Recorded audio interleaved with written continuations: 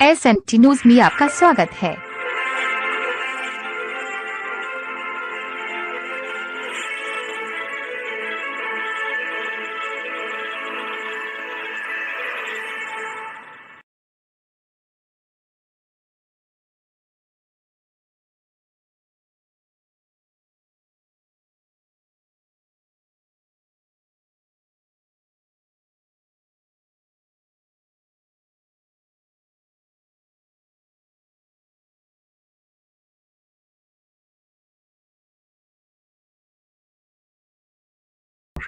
आज हमारे समक्ष छत्तीसगढ़ के गर्दावर नेता माननीय एवं श्रद्धेय श्री टी.एस. सिंहदेव बाबा जी, जो स्वास्थ्य मिनिस्टर हैं, हमारे समक्ष मौजूद हैं और जन जन के प्रिय नेता सभी जानते हैं।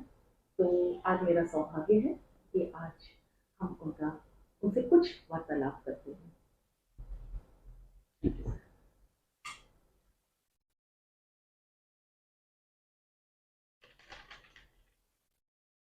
सर, पहले तो आपका बहुत बहुत धन्यवाद कि बिलासपुर में भी आपने अब एम्स की सहमति बन गई है और ये हमारे लिए काफ़ी गर्व की बात है कि आपके माध्यम से इतनी बड़ी उपलब्धि हमारे छत्तीसगढ़ को मिलने जा रही है। तो सर, ये कब तक पूरी तरह बन जाएगी? एम्स की सहमति के संदर्भ में भी कुछ गलतफहमियां भी हो गई हैं। हालांकि एक ये कदम है जो हम लोगों ने उस बाबत उठाया था कि केंद्र सरकार एक राज्य में एक से ज्यादा एम्स खोलने पर भी विचार कर रहा है। पहले तो हर राज्य में भी एम्स नहीं थे, अभी भी हर राज्य में एम्स नहीं है। एम्स 26 ही एम्स हैं अभी तक देश में, लेकिन कुछ राज्यों में उन्होंने एक से ज्यादा एम्स खोले हैं। तो वो स्थिति अगर बनती है, छत्तीसगढ़ को भी अगर एक और एम्स मिलता है, तो वो हम लोग बिलासपुर में खोलना उचित समझते हैं। इसमें मुख्यमंत्री जी की भी सहमति है, मैंने उनसे बात की थी। तो अपने तरफ से, छत्तीसगढ़ की तरफ से हम लोगों ने ये प्रस्ताव रखा है कि अगला एम्स जब मिलेगा और यदि मिलेगा तो बिलासपुर में खुलेगा। हम आशा करते हैं कि जरूर मिले और मिलेगा। शहर और गांव में हमारा क्लिनिक और कितने सर निर्माण हो सकते हैं और कितने बसों की सुविधा अभी तो उपलब्ध है ही, और इन फ्यूचर हम कितनी आशा करें कि और डेवलपमेंट हो सकता है? इसमें दो मॉडल्स पे अभी निश्चित रूप से काम चालू हो गया है। एक सरकारी व्यवस्था, पब्लिक फंड से गवर्नमेंट की व्यवस्था, गवर्नमेंट के अस्पताल, गवर्नमेंट के डॉक्टर्स, गवर्नमेंट का स्टाफ, और कुछ समय से ये पहल हो रही है एम्बुलेंसेज वगैरह के माध्यम से भी कि एक तरह से आउटसोर्स कर दिया जा रहा है। पहले गवर्नमेंट की गाड़ियां थी, गवर्नमेंट गाड़ी उपलब्ध कराती थी और कंपनी आके उसको संचालन करती थी, ड्राइवर उनके होते थे, देख रेख उनकी होती थी। उसको भी चेंज करके हम लोगों ने गाड़ी का भी व्यवस्था कंपनी के ऊपर दे दिया है कि जो टेंडर लेंगे, अमूमन 102, 108 का टेंडर 5 साल का होता है, तो 5 साल की गाड़ी उन लोग लगाएंगे और सेवा उन लोग देंगे। नियंत्रण गवर्नमेंट का रहेगा, देख रेख गवर्नमेंट करेगी। इसी तर्ज पे अस्पतालों में डॉक्टर्स की उपलब्धता के लिए भी हर पीएचसी में एक मेडिकल ऑफिसर होना चाहिए, एमबीबीएस डॉक्टर होना चाहिए। वो छत्तीसगढ़ में करीब करीब पूरा हो गया है। और विशेषज्ञों की अभी कमी है। हालांकि पहले जितने थे उससे रिकॉर्ड में 3 गुना से ज्यादा हो गए हैं, 3 गुने से ज्यादा भर्ती हो गई है, लेकिन इसमें हम लोग को कठिनाई आती है। उसकी व्यवस्था चल रही है। और बीच का गैप है मेडिकल मोबाइल यूनिट। ये पहले भी चलते थे, तो दूर दराज के इलाकों में जहां स्वास्थ्य की सेवाओं से लोग वंचित रहते थे, ये मेडिकल मोबाइल यूनिट चला करते थे। उसके सप्लीमेंट में हाट बाजार क्लिनिक सरकार ने चालू किया है। साप्ताहिक बाजार जहां लगते हैं, तो वहां साप्ताहिक बाजार में एमबीबीएस के डॉक्टर जाते हैं, स्वास्थ्य विभाग की टीम जाती है और निशुल्क जांच, निशुल्क दवाई उपलब्ध वहां पर कराती है। शहरी क्षेत्रों में एक नया चला है, जिसमें उनने लेबर का जो पैसा जमा रहता है उस राशि से शहरी क्षेत्रों में मेडिकल मोबाइल यूनिट चालू किए हैं। तो गरीब बस्तियों में इत्यादि ये आउटसोर्स्ड है, टेंडर इसका है, और उसमें एमबीबीएस डॉक्टर रहते हैं, दवाइयाँ रहती हैं। लगता है सर, हो सकता है कि क्योंकि अभी जो है बजट सत्र चल रहा है, तो बजट सत्र में जनता के लिए क्या क्या लाभ प्राप्त है, तो हो सकता है कि इसमें इस बजट सत्र में ये सब आगे के लिए सोचा जाए। हाँ, चिंतन चल ही रहा है। इसमें पॉलिसी बनी हुई है, फ्री डायग्नोस्टिक की पॉलिसी है। आपको खून की जांच करानी है, निःशुल्क होनी चाहिए। इस दिशा में कई जगह लैब स्थापित हो गए हैं, कई जगह स्थापित हो रहे हैं। शहरी क्षेत्रों में हमर अस्पताल के नाम से, हमर क्लिनिक के नाम से एक एमबीबीएस डॉक्टर और 4 अन्य स्टाफ उनके साथ में, फार्मासिस्ट हैं, नर्सेज हैं, ये उनके साथ में रहते हैं। वहाँ प्राथमिक उपचार, लगभग 70% बीमारियां प्राथमिक उपचार के स्तर की होती हैं, जिसमें गंभीर इलाज की आवश्यकता नहीं पड़ती। उसके लिए दूर दूर लोगों को जाना पड़ता है। इसीलिए मोहल्ला क्लिनिक के तर्ज पे ये एक आबादी विशेष के लिए हमर क्लिनिक स्थापित हो रहे हैं शहरी क्षेत्र में। ये 182 और 182 364 इस साल और अगले साल मिला के अलग अलग नगरीय निकायों में, नगर निगम में, नगर पालिका में, अगर नगर पंचायत में जरूरत पड़ी तो वहां ये हमर क्लिनिक स्थापित होंगे। सराहनीय प्रयास है सर, और आशा करते हैं कि यही व्यवस्था गांव गांव में हो। और बजट में जो आपने पूछा, बजट में इसका प्रोविजन झलकेगा कि कितनी राशि इसमें है। क्वेश्चन है क्योंकि 8 मार्च को, जैसा कि आप जानते हैं कि महिला दिवस है, तो बजट में महिला दिवस के लिए भी कुछ कार्यक्रम या महिलाओं के लिए भी कुछ प्रोजेक्ट्स रखे गए हैं सर? रहता है। उसमें अगर देखें कि स्वास्थ्य विभाग का जो कार्य है वो जेंडर न्यूट्रल है। महिलाओं के लिए भी उसमें व्यवस्था रहती है।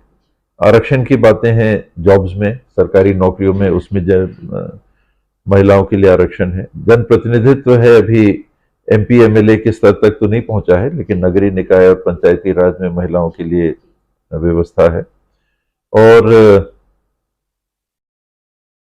महिला बाल विकास है, ये करीब करीब टोटली महिलाओं के लिए ही समर्पित है। आंगनबाड़ियां इत्यादि ये महिलाओं के लिए है। उनके कुपोषण को दूर करना, महिलाओं में या नागरिकों में हेमोग्लोबिन की कमी है, इस तरफ विशेष ध्यान अब रहेगा। आने वाले समय में इसमें विशेष ध्यान रहेगा। गर्भवती माताएं हैं, उनकी देखरेख, एएनसी वगैरह चेकअप रेगुलरली हो सके, डिलीवरी के समय उनकी देखभाल हो सके, डिलीवरी के बाद उनकी देखभाल हो सके, ये सारी व्यवस्थाएं हैं।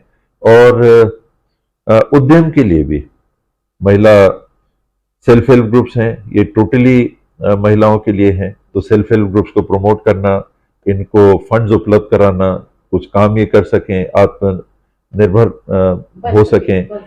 आर्थिक रूप से अगर आप आत्मनिर्भर नहीं हैं या ज़्यादा मजबूत नहीं है तो फिर जेंडर इक्वालिटी कभी नहीं आ सकती। जेंडर इक्वालिटी के लिए आर्थिक रूप से भी महिलाओं को सशक्त, स्वतंत्र होने की आवश्यकता है। और इस दिशा में सेल्फ हेल्प ग्रुप्स काम कर रहे हैं, कुछ बहुत अच्छा काम कर रहे हैं। इंडिविजुअल्स महिलाएं हैं, कुछ बहुत अच्छा काम कर रही हैं।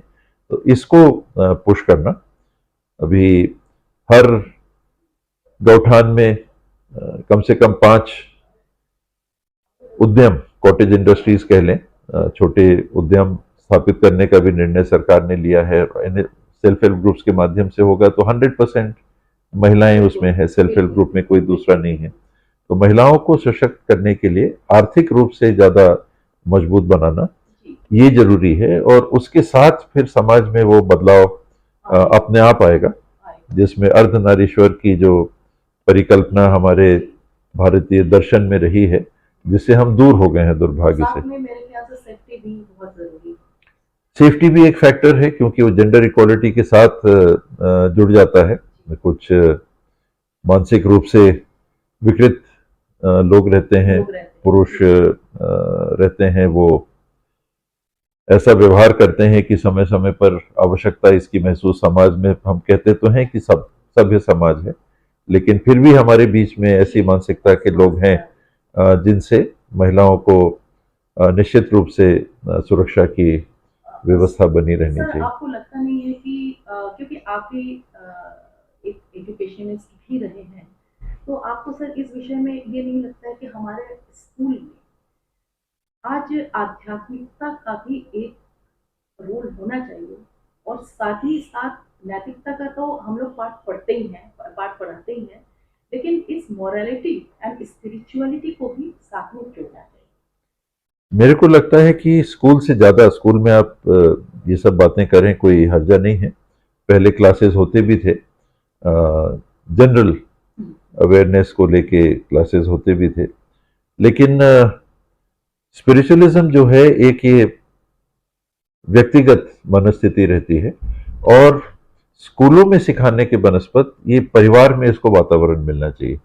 हर परिवार में इसको वातावरण मिले। स्कूल में तो आप ABCD बोलना सीखो सीखो सीखो सीखो, देखिए सर, और स्पिरिचुअलिटी का मतलब ये नहीं कि हम मेरा मतलब है जैसे जी मेडिटेशंस हैं और कुछ अच्छे जो बातें हैं, हर हर तरफ से ही, हर जो, मैं यहाँ पे कोई धर्म की बात नहीं कर रही हूँ, जी हमारे हर धर्म में ही बहुत अच्छी अच्छी बातें भी हैं। तो ये सब जो चीजें हैं वो होना चाहिए। मेरा मकसद भी किसी एक धर्म से नहीं था। हाँ, सामान्य रूप से अगर स्पिरिचुअलिटी की बात, या जैसे ब्रह्म कुमारी सुप्रीम कोर्ट का भी हाल में एक कमेंट आया कि Hinduism is a way of life, तो जीवन शैली, अगर एक धर्म को सुप्रीम कोर्ट ने ही, पुराना कोटेशन है, हाँ, उसको अगर कोट किया है राम इनने, सर्वपल्ली राधाकृष्णन जी ने भी इसके बारे में लिखा था, और लोगों ने भी इसके बारे में लिखा है। तो ये वे ऑफ लाइफ ये घर पे होना चाहिए। माँ बाप जो अपने बच्चों को सीख देते हैं, एक क्लास, स्कूल में अगर आप एक क्लास रखते हैं, एक पीरियड रखते हैं, तो औपचारिकता सी लगती है। ये दैनिक दैनिक क्रिया में आना चाहिए, और दैनिक क्रिया, ये जो हमको संस्कार मिलते हैं, ये परिवार से ही मिलने चाहिए, और फिर स्कूल में थोड़ी बहुत सप्लीमेंट हो, समाज में सप्लीमेंट हो, लेकिन आधार और धर्म अगर एक विशेष स्थान रखे भी हुए है हमारे देश में, तो मेरा ये मानना है कि परिवार के माध्यम से, और विशेष करके महिलाओं के माध्यम से, महिलाएं ही सबसे बड़ी गुरुजन होती हैं अपने बच्चों के लिए, माँ ही है, और माँ बाप भी बच्चों के आदर्श भी होते हैं और गुरु भी होते हैं। तो फॉर्मल एजुकेशन के अतिरिक्त ये एक सर्वव्यापी आपने दृष्टिकोण का सवाल पूछा कि हमको अगर स्पिरिचुअल होना है या मॉरल होना है, तो ये परिवार में इसके लिए विशेष रूप से हमको ध्यान देना चाहिए। और अभी तक देश में जो लगता है, महिलाओं ने इसको बखूबी, इस जिम्मेदारी को निभाया मुझे है। ऐसा लगता है कि अगर हम परिवार में ही इस तरह के संस्कार दें, तो आज जो इतना महिलाओं के प्रति इतना अनसेफ्टी की भावना है वो ना हो। और आपने अभी जैसे कहा हीमोग्लोबिन की कमी, तो इसमें जैसे एक थैलेसीमिया है और एक जो सिकल सेल एनीमिया है, एक्चुअली ये जो है वो तो जेनेटिक डिजीज है। तो मेरे ख्याल से कि एक ऐसा होना चाहिए, जैसे ही माँ गर्भवती हो, या एक ऐसा अभियान चलाना चाहिए जहाँ पे इलेक्ट्रोफोरेसिस हो। जैसे थैलेसीमिया के लिए एक इलेक्ट्रोफोरेसिस जांच होती है, और इसी तरह से आपका सिकल सेल के लिए भी होती है। तो जैसे अगर पता चल जाता है हमें कि हाँ ये करियर है, तो स्पाउस करियर नहीं होना चाहिए। तो इस तरह का भी एक अभियान अगर हम छेड़ें, तो हम पूरी जड़ से इसको समाप्त कर सकते हैं। ये चल रहा है, और अब केंद्र सरकार ने भी संज्ञान में लेके इसको गंभीरता से ध्यान और देने की जरूरत महसूस की है। यहाँ शादी के पहले बच्चे जब स्कूल में हैं, उसी समय से सरकार का ये प्रयास है कि आइडेंटिफाई किया जाए, कैरियर को आइडेंटिफाई किया जाए, और फिर उनको काउंसलिंग भी दी जाए। जैसे आपने शादी का कहा, अगर कोई कैरियर है तो नॉन कैरियर से शादी करने में बच्चों को वो नहीं जाएगा, नहीं जाएगा। लेकिन क्या है कि एसएस नहीं होंगे, बच्चा कैरियर होगा, एसएस नहीं होंगे, एसएस प्रॉब्लम्स नहीं। जैसे आजकल जो जानते, मैं कैंसर सर्वाइवर के ऊपर काम करती हूँ, तो वो भी है, जैसे हमारे पेस्टिसाइड्स, हार्मोनल परिवर्तन, जैसे एक वो था, मुद्दा था कि नहीं, जो शराब पीता है उन्हीं को होता है, तंबाकू पीता है वो अब बहुत छोटे कार्य हो गए, क्योंकि दिन भर रिसर्च होते रहते हैं।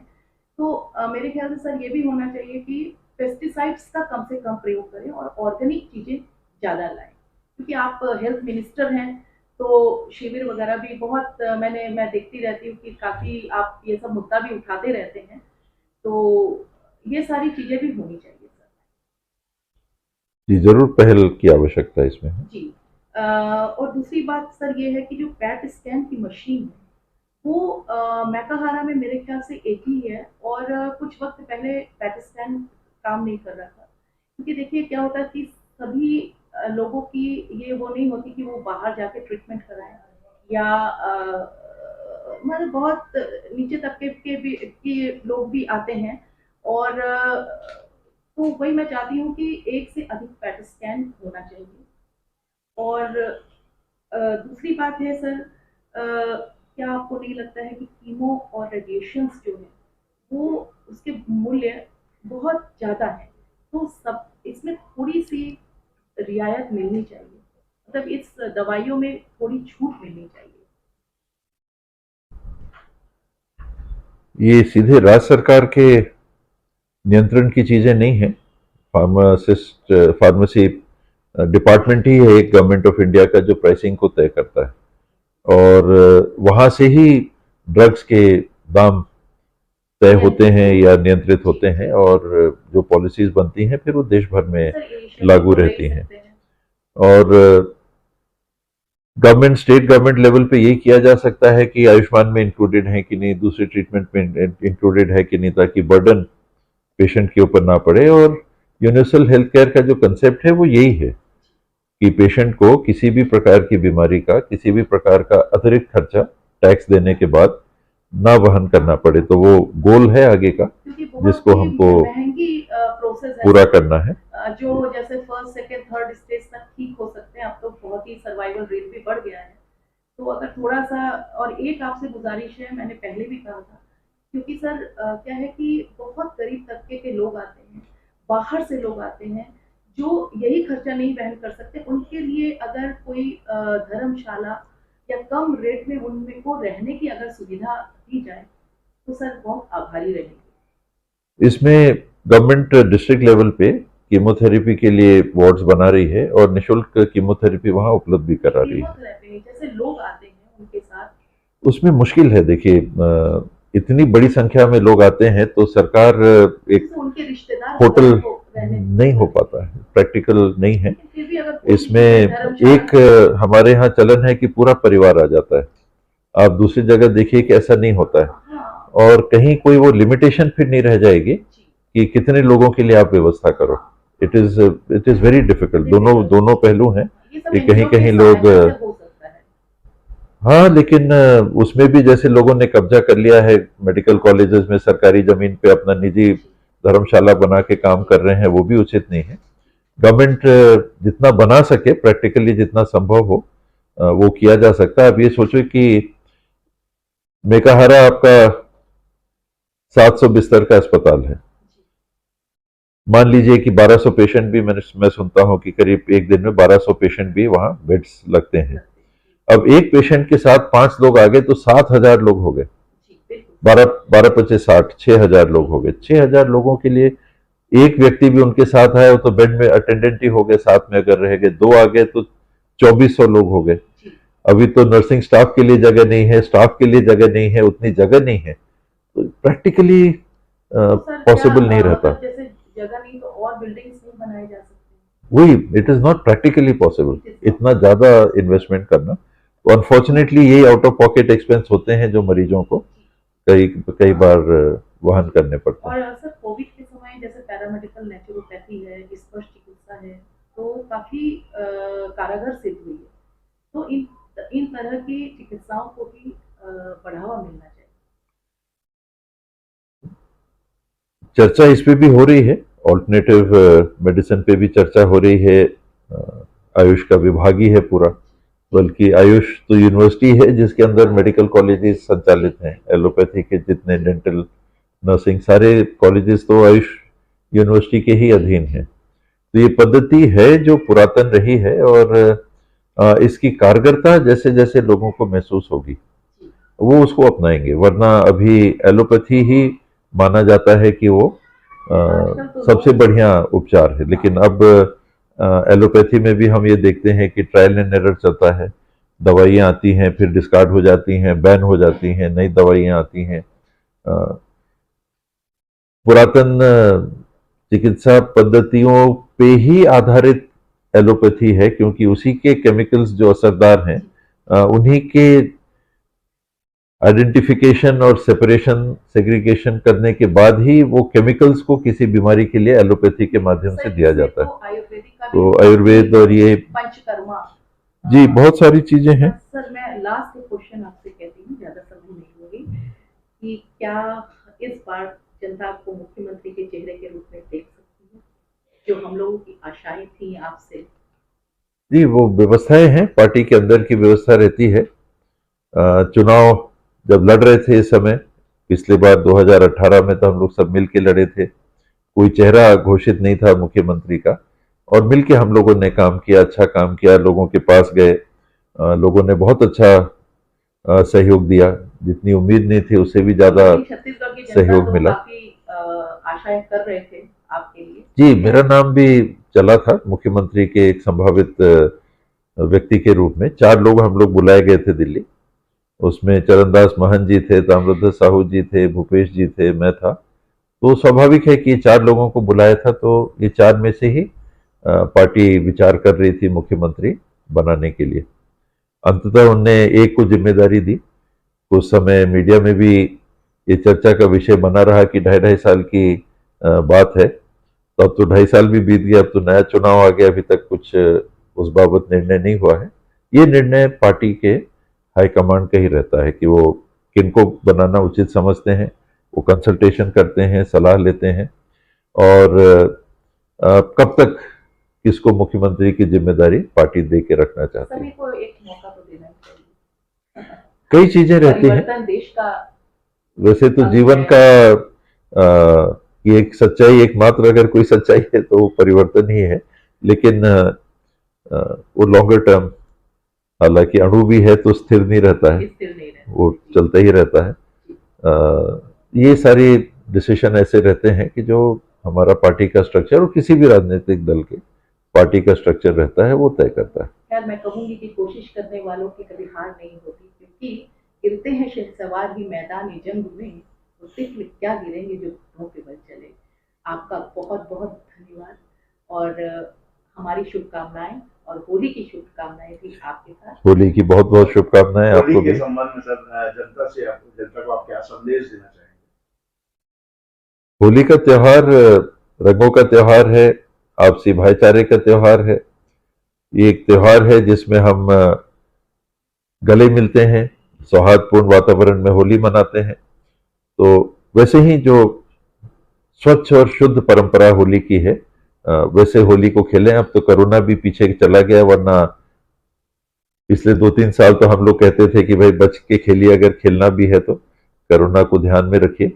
इस साल ऐसी कोई बात नहीं है, फिर भी स्वच्छ और स्वस्थ मन स्थिति से होली के त्योहार में खूब अच्छे तरीके से सब मिलके त्योहार को मनाएं। बहुत सारे रंग हैं, तो सारे रंगों का त्योहार है, सभी लोग मिलके बहुत अच्छी तरह। और होली में किसी का रंग नहीं दिखता जी, तो सब एक रंग ना, तो मैंने कहा ना कि बहुत सारे रंग जो है वो सब एक ही रंग हो जाते हैं, रंगों में रंग मिल जाते हैं ना सर।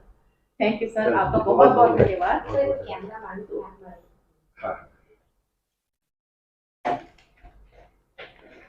वो पेट स्कैन का आपने मेकाहारा वाला बात उठाया था, तो पहले भी शायद आपने एक बार बोला था। मैंने बोला था क्योंकि इसमें इनने जो खरीदी की है वो बिना प्रसाद फाइनेंशियल अप्रूवल के खरीदी कर दी पिछली गवर्नमेंट के समय।